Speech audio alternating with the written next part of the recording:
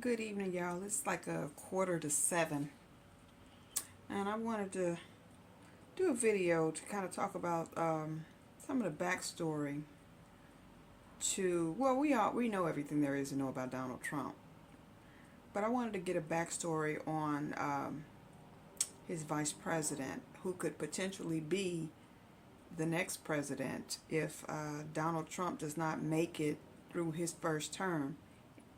But keep in mind, y'all, Donald Trump is 78 years old. Um, and this J.D. Vance, he is, I believe he's what, 39 or 40? Let me look him up because I don't know a lot about this guy. He just came out of nowhere. Um, yeah, he's only 40. This guy's only 40 years old on August 2nd, 1984. But they said he served as a junior senator from Ohio. And he's only been in that position since last year. So he only has like a year in politics. But it says that he's formed, he was in the Marines. He's an attorney.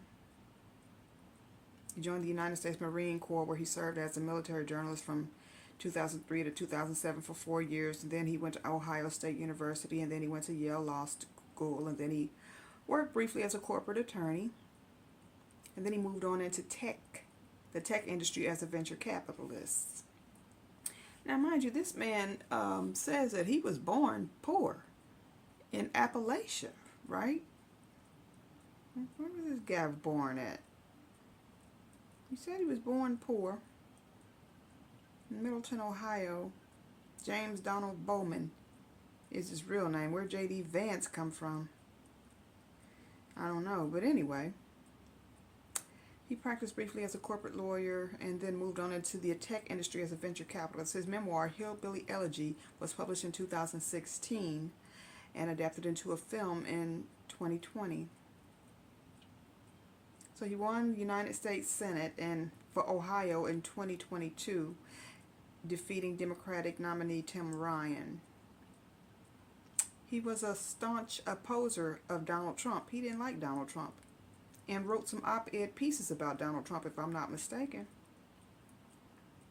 And then all of a sudden he becomes Donald Trump's running mate. It says Vance has been characterized as a national conservative and a right-wing populist, and he describes himself as a member of the post-liberal right. His political positions include opposition to abortion, same-sex marriage, gun control, and American military aid to Ukraine. Vance is an outspoken critic of childlessness and has acknowledged Catholic theology's influence on his socio-political position. So he's a Catholic. A Catholic. It doesn't surprise me. But just, okay, we all know he went to the military and he was a corporate lawyer and all that good stuff. And let's see what his personal life. He's married to an Indian woman who was also a corporate attorney, but I think she just quit her job since they won the election. In 2016, Vance was an outspoken critic of the then Republican presidential nominee Donald Trump, calling him reprehensible and America's Hitler, and called himself a never Trump guy. Ain't that interesting?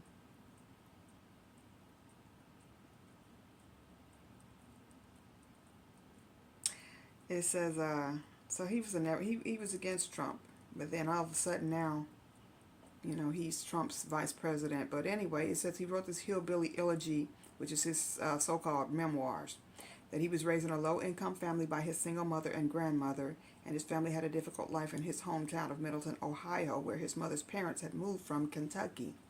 And I know he did say something about his mother was a meth head or a drug addict or something. And he was mainly raised by his grandmother. He met in 2013 his wife, Usha Chilakuri, whatever. She's Indian. She went to Yale Law School. Her daddy was a doctor. So she grew up in a pretty staple upper middle class household. Her mother was a homemaker. And they have an interfaith marriage. Usha is a Hindu and he's a Catholic. That's both of them off. They had an interfaith marriage ceremony. She is Hindu and he's Christian, well, Catholic. Their wedding included a Bible reading by Vance's best friend, Jamil Jivani, and the bride and groom are blessed by a Hindu pandit. So they had a Hindu person and a Christian Catholic person perform their wedding, officiate their wedding. Usher clerked for a year for Brett Kavanaugh. He's a conservative Supreme Court judge that was appointed by Donald Trump to the Supreme Court. He sits on the Supreme Court right now, and she clerked for him when he was an appeals court judge. And then she also clerked for Chief Justice John Roberts for a year. So yeah, she's got strong conservative political ties and legal ties.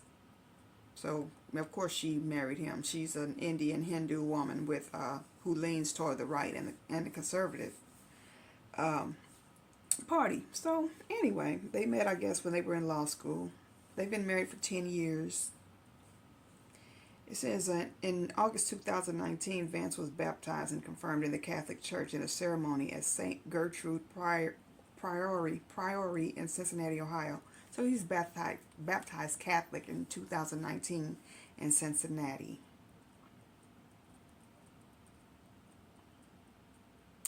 But I remember Vance was influenced to convert to Catholicism by Peter Thiel.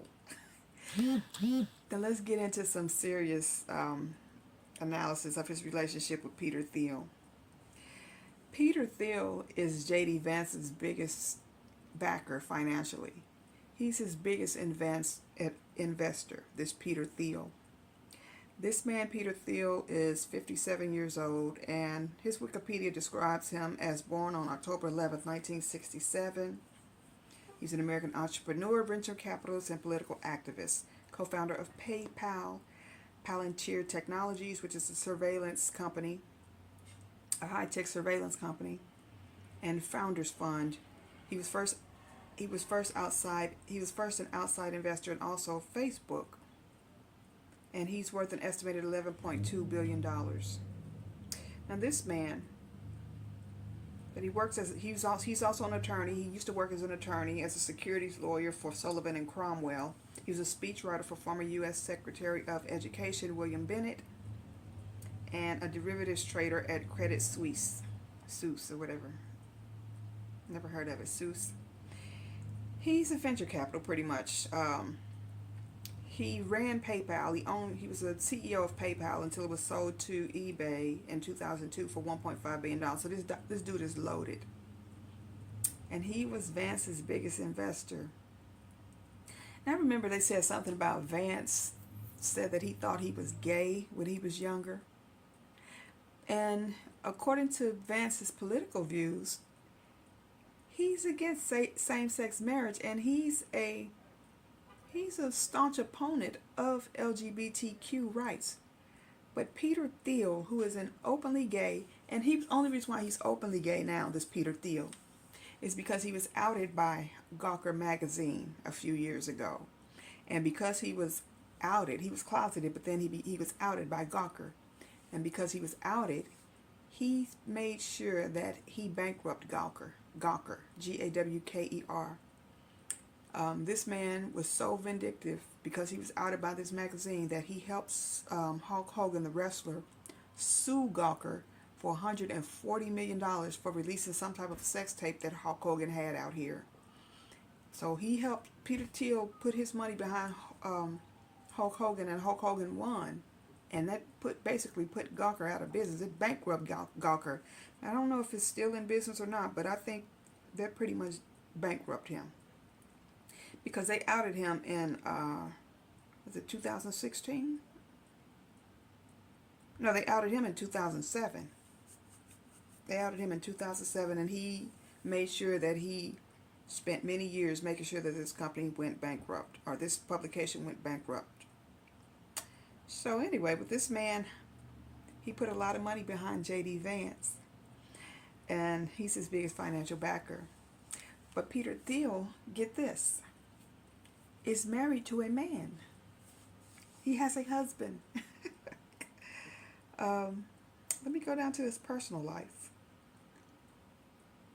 He's married to a man. Thiel married his longtime partner, Matt Danzisen in October 2017 in Vienna, Austria. Danzisen works as a portfolio manager at Thiel Capital he works for, and he married him.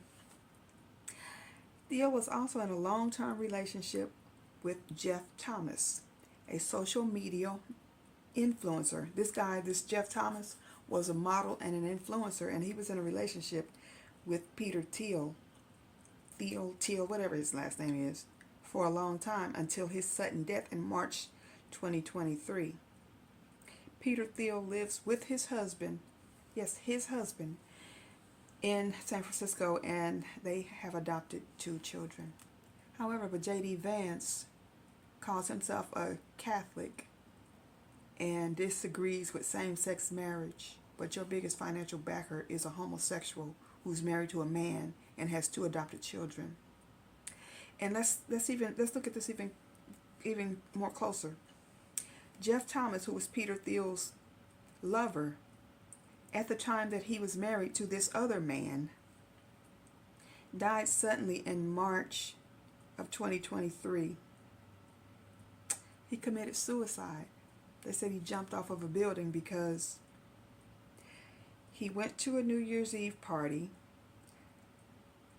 And just keep in mind that Peter Thiel was having an affair with this man. He's supposed to be married to the other man, Matt, but he was having an affair with this younger man. This guy was 35, the one that killed himself. He's 35 years a social media model and influencer. So he's having an affair with this man. Peter Thiel throws a New Year's Eve party, and the husband gets upset because Jeff Thomas is at the party.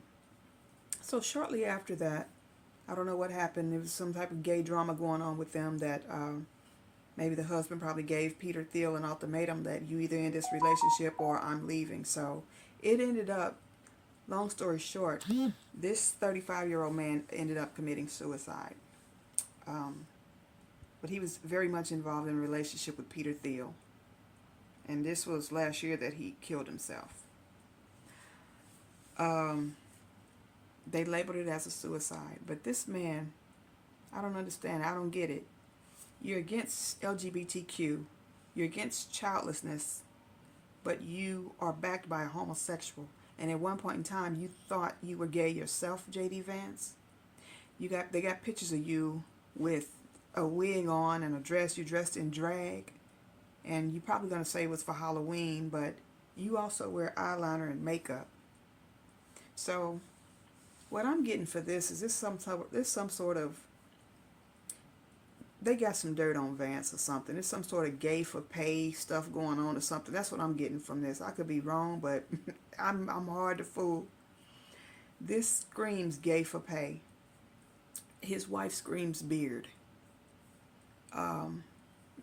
Of course, you got to have the wife and the 2 kids and stuff to, make yourself look presentable. You're embarking on a career in politics, so you got to make yourself look presentable. So that's why you have the wife and the 2 kids and the, family and all that, cookie cutter American family.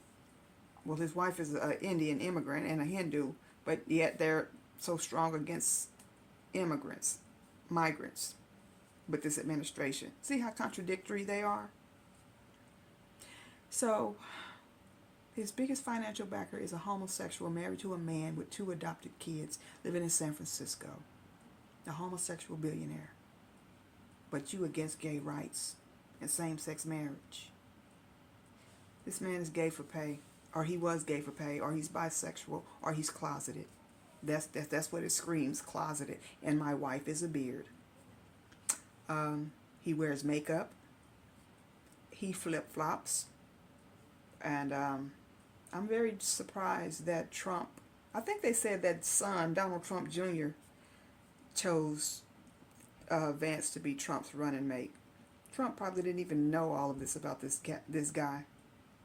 But just seeing all this stuff about this individual, they got some dirt on him, some serious dirt on him.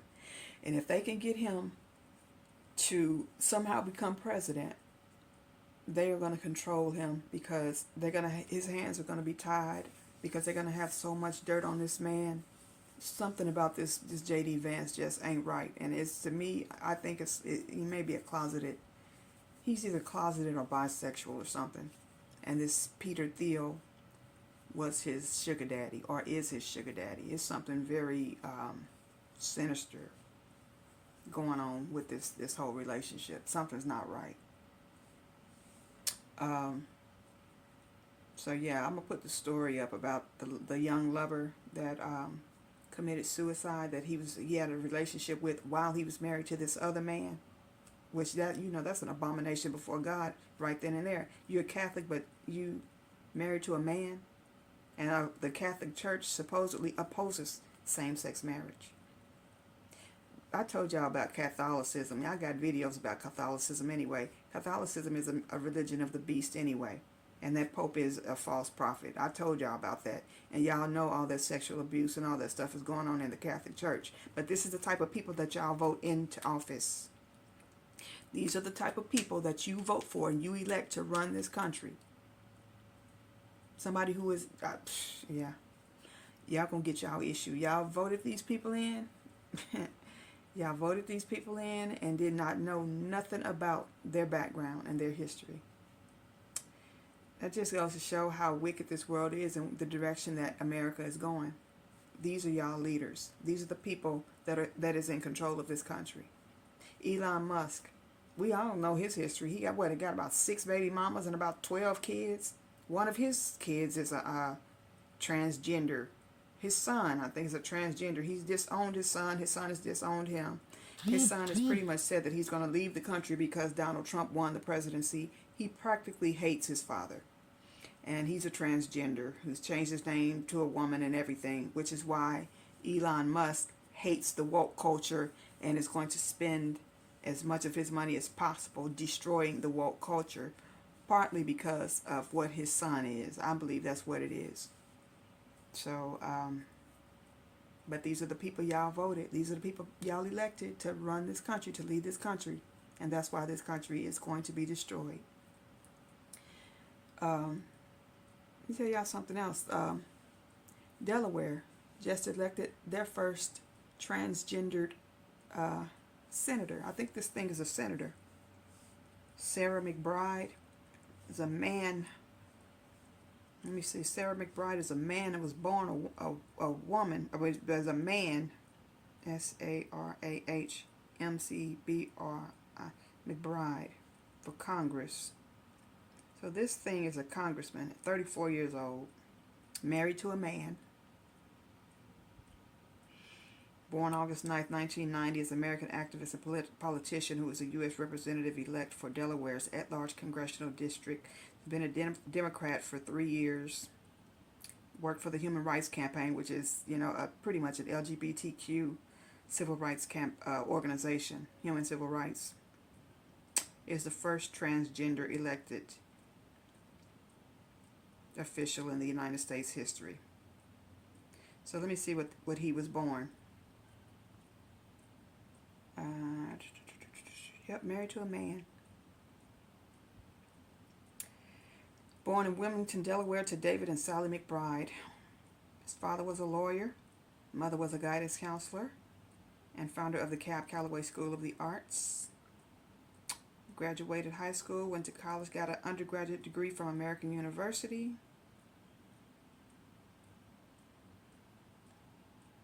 Began political advocacy in 2010. Member of the Young Democrats movement. Worked on campaigns for local Democrats, including Beau Biden, Matthew Dinn, and Jack Markle. So he's probably cool with our current president, Joe Biden. Yep, worked on several Democratic campaigns, including Governor Jack Markle and Beau Biden, Attorney General. Strong Democratic ties, definitely. Definitely down with Joe Biden, well connected. It doesn't say what his birth name is. Just trying to figure out what was his birth name, his real government birth name. But anyway, in 2016, McBride delivered a TED Talk titled "Gender Assigned to Us at Birth Should Not Dictate Who We Are." But it's basically saying that God made a mistake when he made him born a man.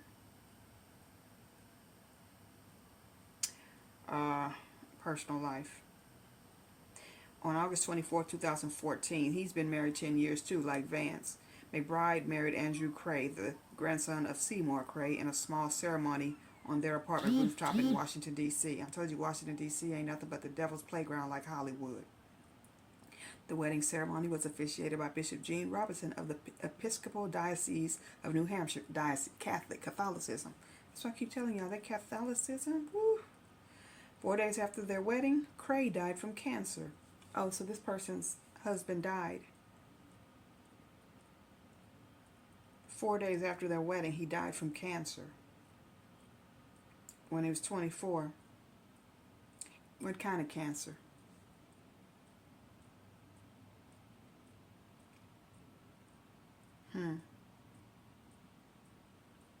Yeah, died of cancer mysteriously at the age of 24. So yeah, this reeks of debauchery and this is demonic. This is demonic. And you notice that it's all they all have Catholic ties. They all identify with Catholicism in some way. But these are the people y'all put in there. Let's move on to the next story. Jack Black, the actor, unfunny comedian, Jack Black, that loves to play with the devil, always making jokes about the devil. So he has a movie coming out. It's called Dear Satan.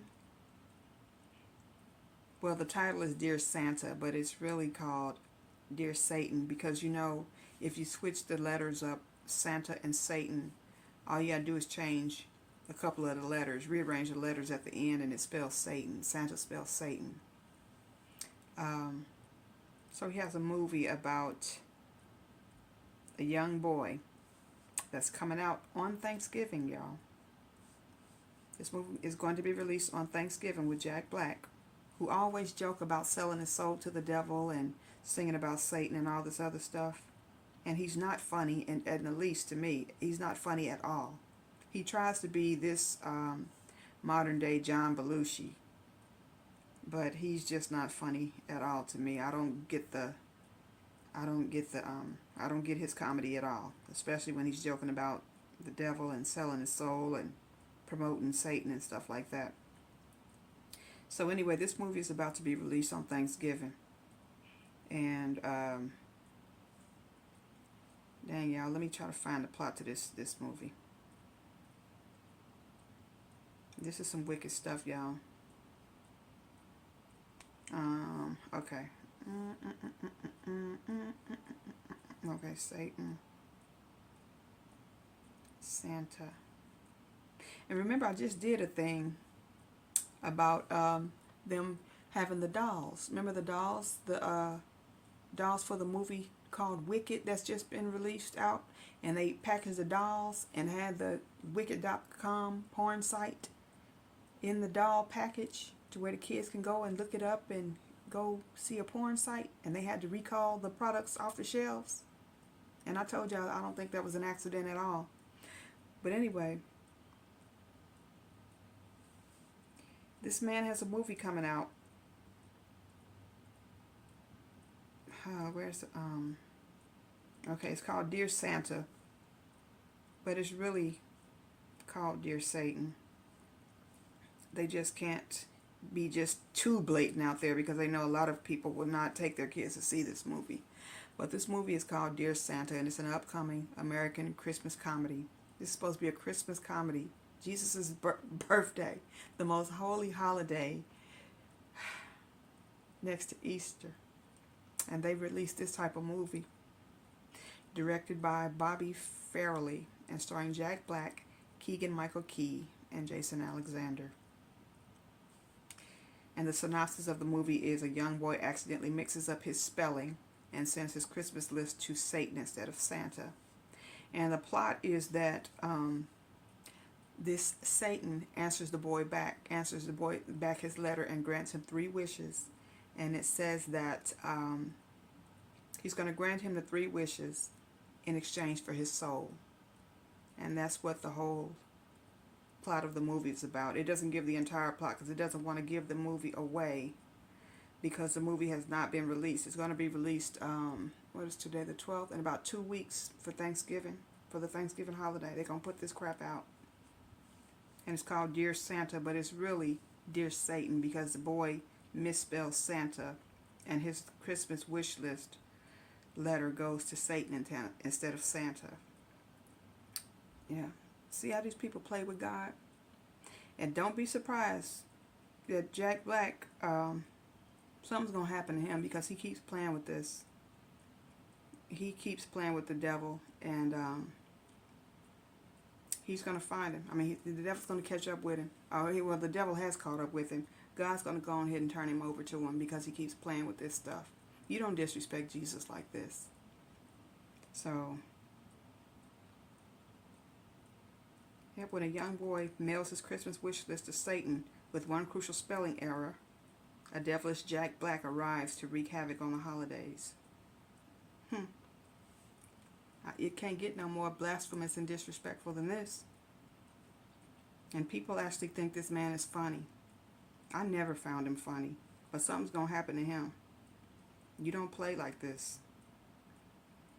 Every one of them that play like this, something ends up tragically happening to them. You start dabbling with the devil like this. Let's see, what else, y'all?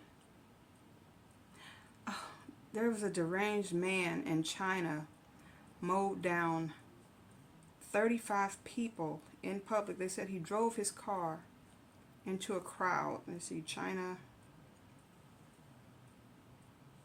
kills 35. He killed 35 people in China. 35 people. He drives a crowd into a crowd at a sports center. What got into him? Kills 35. China.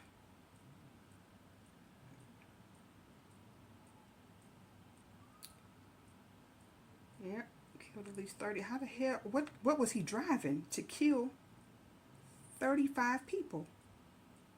What on earth was he driving? A Mack truck? This man was 62 years old. Outside of Zhuhai Sports Center on Monday evening, he killed these people. This is in Hong Kong. 35 people. No, it was in China. 35 people were killed and another 43 were injured when a driver deliberately ran his car into a crowd outside a sports center in southern China. He was detained at the scene after he drove his small off-road vehicle into people exercising at Zhuhai Sports Center late Monday. The authorities called the incident serious and vicious. Police identified the man by his last name, Fan. He was in a coma after harming himself with a knife in his car, so he tried to kill himself after he killed these people.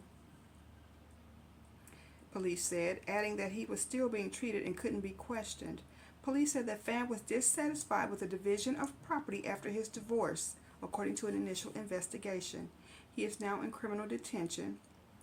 The 43 people injured in the accident are now in non-life-threatening situations. Video geolocated by NBC shows people lying on the ground covered in blood near the sports center and some people wailing. In a relatively rare move, Chinese President Xi Jinping called for Fan to be severely punished in accordance with the law. Xi Jinping probably going to have him put to death. You don't play with them. Like I said, you don't play with it. Yeah. Z probably is going to have him put to death. Said the incident occurred on the eve of an air show. So like they were attending an air show. So it was a large crowd.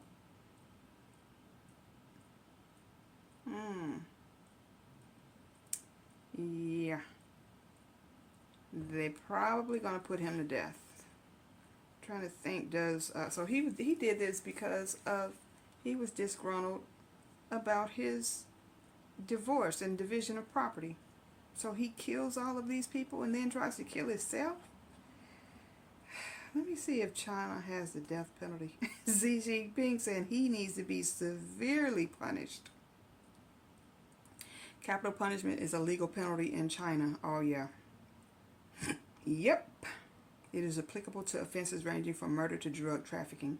Executions are carried out by lethal injection or shooting. Excuse me, y'all. Yeah, this man is more likely going to be put to death. So, y'all, okay. I'm going to quit right here. A lot of foolishness going on. Still waiting to see what's happening on the war front, but that's what's happening, y'all. This world is getting more wicked every day by the day. So like I said, if you haven't been saved, you need to get baptized, blood washed, and born again in the name of Jesus Christ as soon as possible before Jesus comes back, because he is coming back with all this wickedness going on. We keep showing y'all that these events that are unfolding every day is fulfilling biblical prophecy. All of the things that's happening in the news with the weather, with the crime, with the immorality, with the corruption, just with everything, the environment, all of this stuff was prophesied 2,000 years ago in the Bible. And we're trying to tell y'all, we're trying to warn y'all, like Noah. You know, Noah used to warn people back in his day, as in the days of Noah. You know, that's how this world is now. And the only thing we can do is just keep making these videos and hoping that, you know, we get through to people. But, like I said, if you haven't been saved, please get saved. And if not, you know, I just really strongly encourage you to do so. And if you got family members out there that's not saved, you know, ask, you know, talk to them, minister to them. Let them know that, you know, these are really serious times that we're living in, and it's about to get worse. They done elected these demonic, immoral people into this office to lead this country. And I'm not saying Kamala and the Democrats are any better, but these people, they say one thing, and then they live another in private. Their public life is totally opposite from their private life. And I'm just saying, you know, these are the people that they wanted in there. And like God, you know, God is the type of God, he will give you exactly what you want. He will give you the desires of your heart. They wanted these people in office, and he's going to let this country have them. And we are going to suffer the consequences behind this type of demonic, evil leadership. So stay prayed up, like I said, and if you're saved, only thing you have to do is just stay close to God, stick to the Lord, don't fall away like a lot of these folks have been doing, because you're going to need Jesus. We are going to need Jesus, all of us, for what's about to happen, because it ain't going to be nothing nice. It's about to get really, really bad for all of us because of who we choose to lead us. And that's who this country, I didn't choose them. They voted for these people, and they're going to find out that this was a very horrible mistake. But this is, you know, what was foretold and, you know, prophesied in the Bible, that this country is not going to get better. It's going to get worse. There's not going to be any Make America Great Again.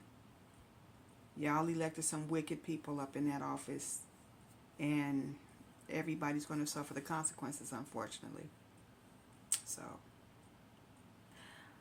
okay, y'all. I will be back hopefully sometime tomorrow. But I just want to let y'all know, y'all need to do y'all research and see just who these people are that you are supporting. Everybody that went in there and checked off that ballot, you know, and put them in office. You know, just think about that when these policies, when they start implementing these policies and these legislations and changing these laws, and they're going to wreak hell and havoc on this country now that they've been voted in office. So, all right, y'all. Stay blessed, be blessed, and I will talk to you tomorrow. Peace. Well, more history in Delaware. There were big wins for Democrats amidst a red wave all across the country. CBS Philadelphia reporter Ryan Hughes is on your corner in Wilmington with reaction to the historic races. As confetti rained down in Delaware on election night, State Senator Sarah McBride celebrated as she made history, becoming the first transgender person elected to Congress. Nearly 24 hours after her win, she hopes this sends a message to young people that our country and democracy are big enough for everyone. Delawareans reinforce that in our state of neighbors, we are fair-minded and we judge candidates based on their ideas and not their identities. The 34-year-old is from Wilmington. How are you? I'm good. How are you? I'm hanging in there. And voters driving by congratulated her. Thank you. McBride tells CBS News Philadelphia her run wasn't to make history, but her grassroots campaign focused on restoring the American dream, making health care and housing in the first state more affordable. And just as I have done in the Delaware State Senate, I will focus on bringing down costs facing workers, their families, and retirees. McBride won Delaware's only House seat that was held by Lisa Blunt Rochester, who also made history, becoming the first woman and first black person to represent Delaware in the U.S. Senate. Governor-elect Matt Myers says it was an honor to share the stage with them. And I think it's something that should make us all proud as Delawareans. McBride said she's willing to work with anyone in order to help Delaware, and she's ready for any possible challenges during a second Trump term, given his anti-trans rhetoric over the course of the campaign. The story of our country is the story of us taking our biggest challenges and turning them into our most significant steps forward. McBride says it's been a year and a half of campaigning and knocking on doors. Now she will take a moment to soak it in before being sworn in January. Reporting in Wilmington, Ryan Hughes, CBS News Philadelphia. And now in the race for the White House, Donald Trump's vice presidential pick J.D. Vance has run into controversy once again. A photo has gone viral on social media that purportedly shows him dressed as a drag queen. Reports say Vance was pictured donning a blonde wig and a skirt in 2011 when he was a student at Yale Law School. Meanwhile, LGBTQ+ activists have called him a hypocrite as he publicly pushes harmful rhetoric against their community. Here's our full report with more. Since the day Donald Trump picked J.D. Vance as his running mate, the Ohio senator has been at the center of numerous controversies. Whether it's calling childless cat ladies miserable, allegedly funding animal cruelty, or misrepresenting the Appalachian community in his memoir. One would think that Vance has done it all. But wait, there's more. Some photos have gone viral on social media platform X that purportedly show him dressed as a drag queen. In the images, Vance is donning a blonde wig and a skirt while playing beer pong with his friends. Media reports say the photographs were originally posted on Facebook in 2011 by one of his former classmates. Vance attended Yale University from 2010 to 2013 before receiving a Juris Doctorate from the Ivy League school. When it comes to the authenticity of these images, reports say both the Ohio senator and his wife Usha Vance are mentioned in the original post. Meanwhile, a spokesperson for Vance has not denied the viral photo's legitimacy. So why are pictures of Vance cross-dressing such a big deal? Because the Republican vice presidential nominee is out and open against LGBTQ+ rights. Though this was not the case before 2021. 3 years ago, he was a supporter of LGBTQ+ causes.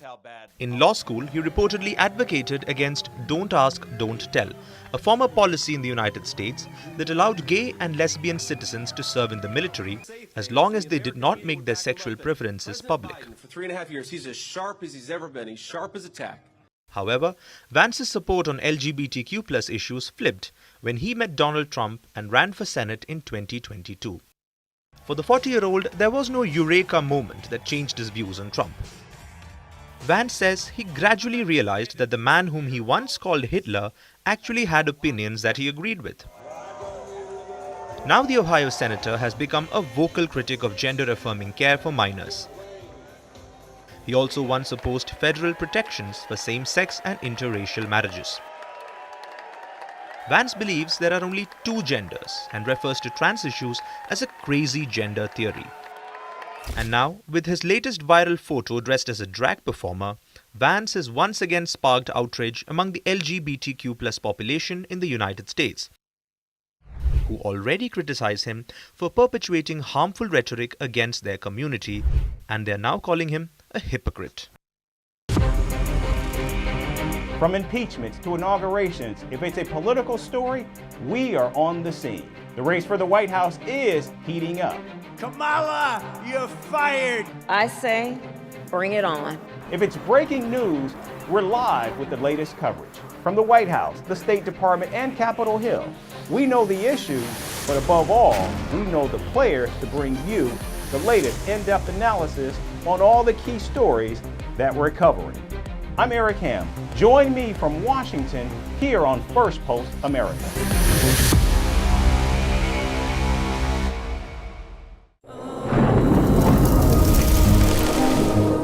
Climate change is on our doorstep. It's time for a revolution to take root. And it starts with 1.4 billion Indians. It starts with one tree.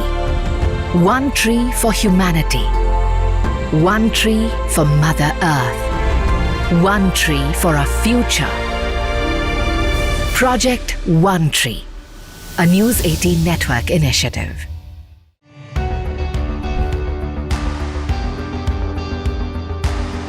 Across continents, one powerful news source. Bringing you diverse perspectives on the issues that matter.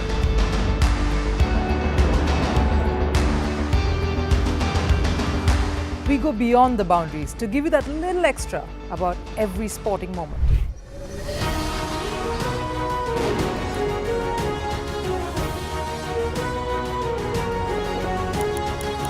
So thank you for making First Post 5 million strong. We're counting on your support, and you can trust us to bring you the news unfiltered and unvarnished.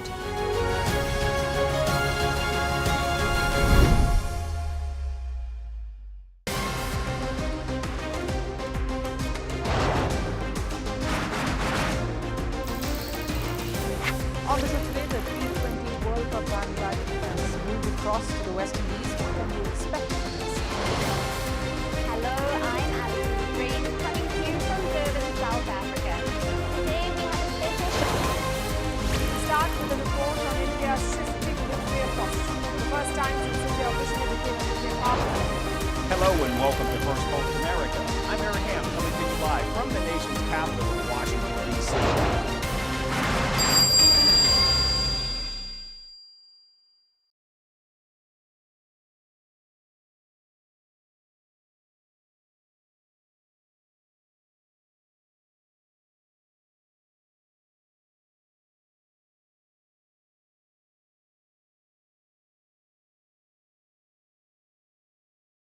Peter Thiel is his big backer. Yeah, for sure. Okay, if people don't know who that is, he started PayPal. Yeah. He's gay. He's a billionaire.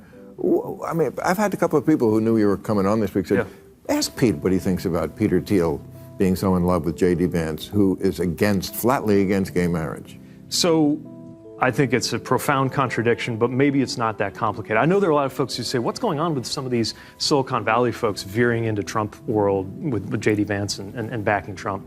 What are they thinking? Silicon Valley is supposed to be, they're supposed to care about climate. They're supposed to be, pro-science and rational and libertarians. So normally libertarians don't like authoritarians. What's up with that? I think it's actually, we've made it way too complicated. It's super simple. These are very rich men who have decided to back the Republican Party that tends to do good things for very rich men. Jeff Thomas has passed away at the age of 35. The model and influencer's body was found in an apartment building on March 8th in Miami. A Miami Police Department spokesperson confirms to Access Hollywood. He died of an apparent suicide, but the police department notes that his case is still open. The Miami-Dade County Medical Examiner said his cause of death hasn't been determined per People magazine. Jeff's brother Skylar Ray Thomas posted about his death in a lengthy Facebook post that reads in part, quote, "It is with heavy hearts we announce the passing of my brother Jeff on Wednesday, March 8th. As you have followed through the years, Jeff traveled the world and lived life to the fullest. What you may not know is Jeff struggled with addiction and mental health challenges. which ultimately led to his tragic passing. While Jeff's struggles were difficult, we want to remember him for the kind and caring person he was. He had a contagious sense of humor, a love for music, art, and family, and a passion for helping others. He touched the lives of so many people, and his memory will live on in our hearts forever. He continued saying he hopes Jeff's passing can, quote, serve as a reminder of the importance of seeking help for mental health and addiction issues, while also thanking those who have shown support since his death. Today we celebrate Jeff's life and to mourn his passing. We thank you all for your love and support during this difficult time, and we ask that you continue to keep Jeff and our family in your thoughts and prayers. We will be honoring his life soon with a memorial service and will communicate those details to everyone when available. Jeff boasts 123,000 followers on Instagram and, per his profile, was the founder and director of the One Popsicle Consulting Agency.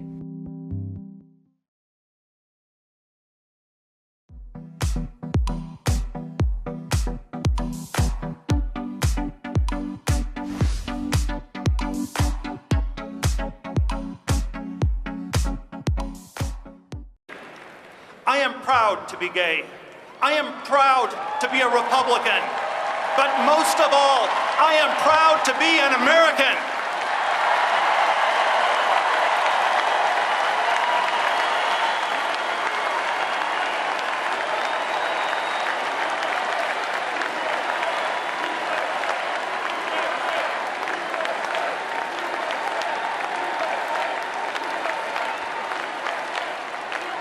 So let's talk about sexuality for a little bit, because this isn't something that you talk about that often. We've talked about it privately a little bit.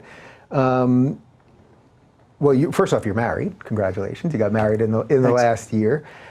How much of your sort of contrarian view of the world, just the way you see things differently, do you think is linked to being gay? Because before just the last couple of years, where I think being gay has been so attached to leftism, gay used to mean fun or different or politically incorrect and making edgy jokes and being at subversive clubs or all of these other things, whatever it was. And gays were really about the individual. That was the whole point. You now are sort of, as I said at the top, kind of the ultimate contrarian. And I wonder, is there a link between that and sexuality, do you think? I wouldn't want to exaggerate any such link. And I think, you know, I think of myself as like there was sort of, I'm always bad at autobiography, so I'll start with that as a qualifier. But I always think of myself as somehow I was both a total insider and a total outsider. So I was like, you know, straight A student, you know, on the elite university, elite law school, elite law firm track. You know, I was a bit of a nerd. I was, you know, I was born in Germany, sort of immigrant to the U.S. You know, the gay thing, sort of all these ways that I was sort of both an outsider and insider, and probably there's some way all this stuff, you know, summed up to make me less prone to just believing in the received wisdom. Mm-hmm. But I would certainly not want to say anything remotely like that gay people have a privileged access to the truth or anything like that. That seems kind of crazy. Okay, so a couple of years ago, you go to the Republican National Convention and you talked about being gay, which had always been anathema over there. What was the exact line that you had said? Well, it was, I'm proud to be gay, I'm proud to be a Republican, but most of all, I'm proud to be an American. And so it was, and so I think it functioned in both a way that, you know, every American has an identity. It's not something we should ignore or totally diminish, and we should not make it all important. And it was sort of trying to steer a certain, you know, middle course on identity politics, where you know it's, and I think it's very easy to go too far in one direction or another. You can say that, you know, that all identity is fake. It doesn't matter. It's all made up, and I think that's wrong. I think there's an African American experience. There's a female experience. There's a gay experience, and they are different. And then of course there's, you know, an equally bad mistake of making it all important, where, you know, that's all there is, that's what defines you, and then it ends up becoming more of a straitjacket. So, you know, the gay metaphor that I've used is that, you know,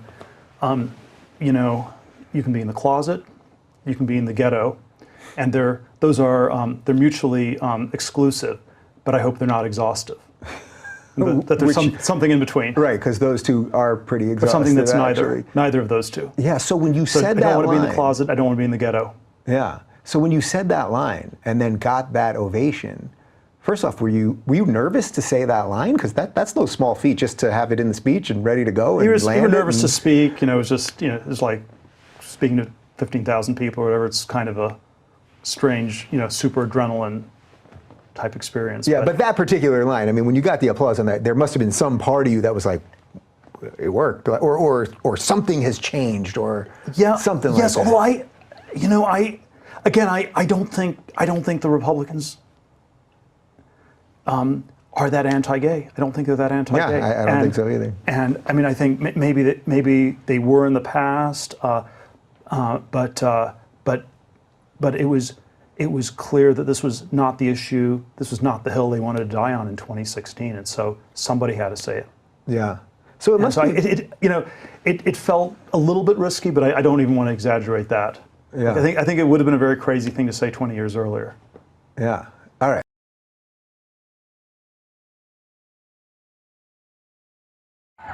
Chào, cái này chứ chào.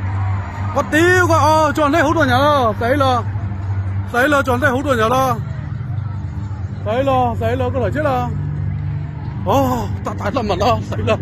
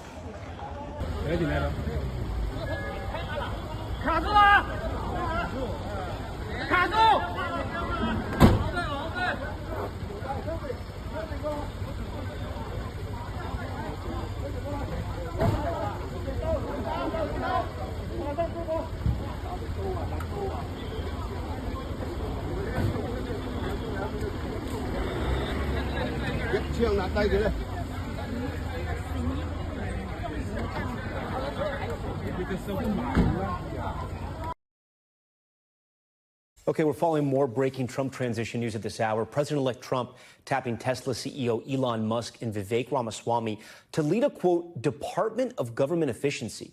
He's also confirmed just moments ago what we would have been reporting, that he will name South Dakota Governor Kristi Noem to be Secretary of Homeland Security. NBC's Vaughn Hilliard joins us tonight now with the latest on all this. Vaughn, obviously the big news right now that just happened moments ago, Elon and Vivek Ramaswamy. What do we know about this new government agency, and how will it work? Exactly. A lot has developed since the start of the show, Tom. For Elon Musk and Vivek Ramaswamy, this idea of the Department of Government Efficiency, number one, exactly how is it created? What does it actually look like? Is there a budget and a staff behind it? These details are very unclear. What I can tell you, though, is that Elon Musk, over the course of the last week, has been a consistent presence at Mar-a-Lago ever since Donald Trump's election. But even before Election Day, Elon Musk had been on the campaign trail on behalf of Donald Trump. And Elon Musk had talked about the fact that the U.S. annual federal budget is about $6 trillion. And he had been telling crowds that he would be able to cut $2 trillion out of the federal budget, which would be slashing it by 1/3 annually. And Donald Trump himself had echoed this on the campaign trail, saying that he would put Elon Musk in charge of government efficiency and bring him in his administration to do just that. And now, 1 week after his election, he is now promising to go forward with that campaign promise. And Now, when we're talking about $2 trillion out of the federal budget, we're talking about staggering numbers that Elon Musk, even himself, admitted would be causing hardships for Americans on the outset, but that it would be financially beneficial for the country in the long term. Of course, we're talking about the federal budget. You're talking about defense spending, immigration spending. You're talking about Social Security, Medicare, Medicaid. There's no details that have been provided here at this time, but Donald Trump suggesting that the two men, Ramaswamy and Musk, will have until mid-2026 to figure this out and bring efficiency to the federal government. Again, very little details as to exactly what that means at this point in time. You know, Vaughn, do you think, and I know you would be speculating here, but do you think Elon Musk and Vivek maybe are, I don't know if the word is disappointed, right? But they were such staunch supporters of President-elect Trump. And I know, you know, Elon Musk spoke about this agency. This was a big thing for him. But for Vivek, I mean, weren't there other ideas and plans for him? That was the question mark as to where Vivek Ramaswamy would potentially go. But though he was also in discussion as potentially an appointment to fill J.D. Vance's Ohio U.S. Senate seat. He's Ohio a resident himself. And so I think for Vivek Ramaswamy to actually be tied to the world's richest man, Elon Musk, it's not necessarily a bad gig, depending on exactly where it goes and how long of a leash that they have. But again, so much of the budget is going to also rely on lawmakers and the Republican majorities on Capitol Hill to sign off on said budget. So this is going to be complicated, an intense few months, I think we should expect in Washington, D.C. Thanks for watching. Stay updated about breaking news and top stories on the NBC News app or follow us on social media. Jack Black and his band faces backlashes, deportation, and their band tour gets canceled for making a joke about President Trump to Satan. Check this out. Make a wish, Canada. Don't miss Trump next time. You know, there's a real history of the devil in rock and roll. It goes all the way back to like Elvis was everyone said he's playing the devil's music. What was that great song, The Devil Went Down to Joe? Oh, so, you know, had we sold our soul to the devil? How else can you explain us being here? Who wants to pray to the devil with me? They see those horns! Metal!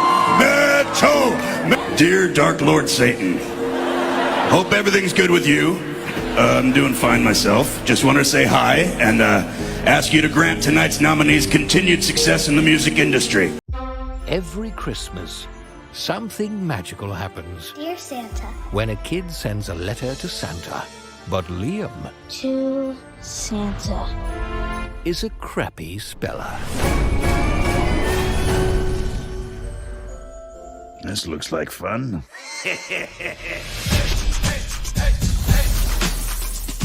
Oh, that's putrid. Thank you. What do you want? You summoned me. Not what I expected. What'd you expect? In the movies, the reindeer usually have the antlers, not you. Kid, are you high? I'm ready for this. You lucked out big time. I'm way better than Santa. Ho, ho, frickin' ho. You, my friend, are getting 3 wishes. You mean like a genie? They stole that from me. By the way, after you make your wishes, I'm taking your soul. What? You ain't never had a friend like me. Okay, that I may have stolen from Aladdin. Now we're even. Let me show you a few of the things I could do for you. I'll be right back. It's Post Malone. Leo! Look, I'm worried Santa's going to trick me into getting my soul. I think he's just confused. We believe you. No. Yo, down here! What are you waiting for? Go make a move! Sue me, I'm thirsty. I tried everything. That kid's incorruptible. What about doing something out of kindness? I don't even know what you just said. I mean, I know all the words, but I just never heard them in that order.